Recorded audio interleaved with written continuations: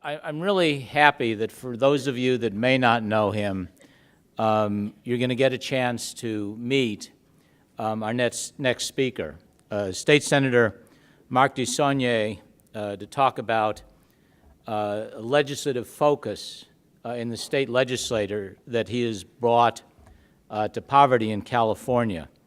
Mark is a former city councilman, a mayor, a Contra Costa, member of the Contra Costa Board of Supervisors.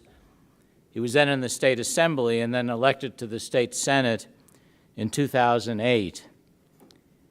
He's been the chair of the Senate Transportation and Housing Committee, chair of the Youth and Wellness Task Force, and he's most recently formed a joint Senate Assembly caucus on poverty in California called Ending Poverty and Inequality in California, EPIC.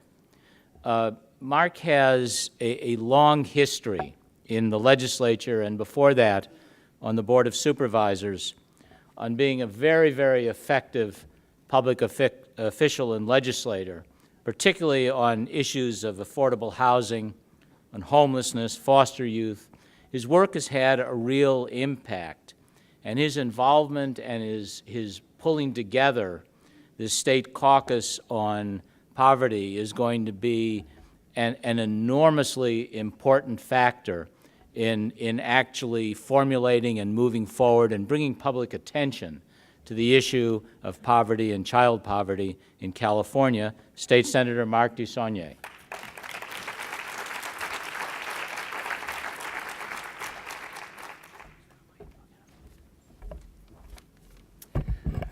Well, Conway, I appreciate that introduction. Using focus in the legislature is always a little concern, but we're going to try. I also just want to thank all of you for being here. This is just inspiring. I feel like it's almost an intervention. We should all turn and say hello to one another and say, I admit it, I'm a bleeding heart, empathetic human being. That would be a good thing. And Bianca reminds me of the story when I first came to California, and I won't tell you when, it was a long time ago. I was in San Francisco. A woman who eventually became the mother of my children suggested I go down to a church and see a service in the Tenderloin. So I thought, she was really cute, I thought I would follow her advice. And I went down to Glide Memorial Church in the 70s and watched Cecil Williams, not knowing at all what I was going to hear or see. And for anyone who's seen Reverend Williams over the years, his passion, his commitment, and I was given a portion of a famous sermon, You Got to Be Bothered. And he talked about, in the 70s, he said, when you go out in that street in the Tenderloin and you see one of your brothers sitting in the street and he's drunk or he's passed out, you can't be indifferent. You got to be bothered. He said, when you see one of your sisters out on the street selling her body because she can't make a living, you can't be indifferent. You got to be bothered. Now, I can't say it the way he said it or the way it came across with that chorus behind, but I think this is a moment in time, hopefully in this country, where we're going to be bothered. For too long, we've accepted the attacks on people who can't raise themselves up by the bootstraps for plain and obvious reasons. And we've allowed that to happen. Many of us have fought against it, the next speaker principally amongst that, and his wife. It's time for us to be bothered, and dare I say, we should be pissed off. This is not acceptable any longer in California in the United States of America. So, about 8 months ago, I was on the floor of the Senate, and I'm surrounded by female members. I don't know how I got that seat, but it's a great seat to have. And I turned to a couple of my colleagues and I said, you know, we spend so much time in the middle class, and we should. But I think it's time for us to spend more on the people who have been forgotten. As somebody who grew up in the 70s and went to a small Jesuit college that Michael Harrington went to, for those of us who remember his great work, The Other America, I just reread it. What he said then, unfortunately, is not too different today. So I said to my colleagues, I said, you know, we really need to start acting out about the poorest amongst us and this inequality in California. So it's taken a while, and largely it's taken a while because there's been so much interest. So we formed the Ending Poverty and Inequality in California. For those of you who remember your history, Upton Sinclair, when he ran for governor of the state of California during the Gilded Age, and at the time, he was the most successful statewide Democratic candidate, although he lost in terms of votes that he received. So this caucus is meant to do three things.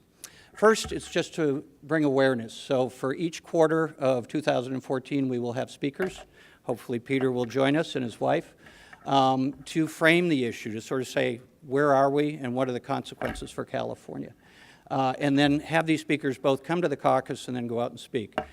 It's to institutionalize this discussion. So the model is in California, we have a very successful environmental caucus.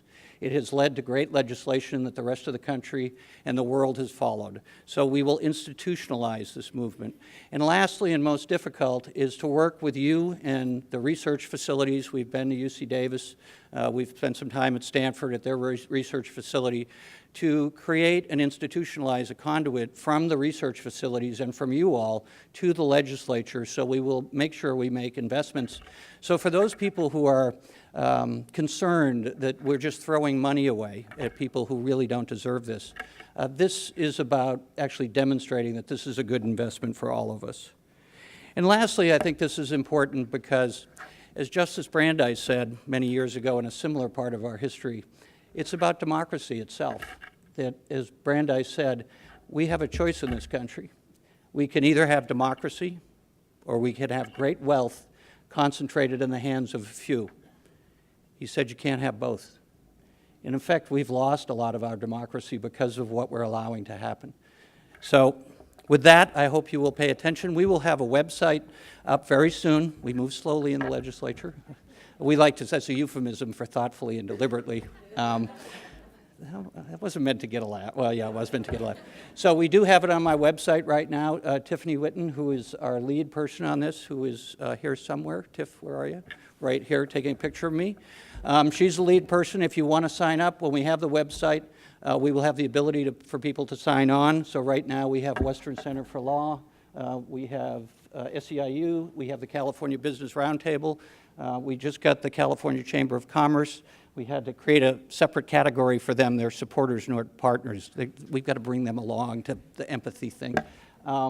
So if you want to sign up, your group or individuals, there'll be an ability to do that very shortly. So I'm really excited, and I hope you will become partners with the legislature.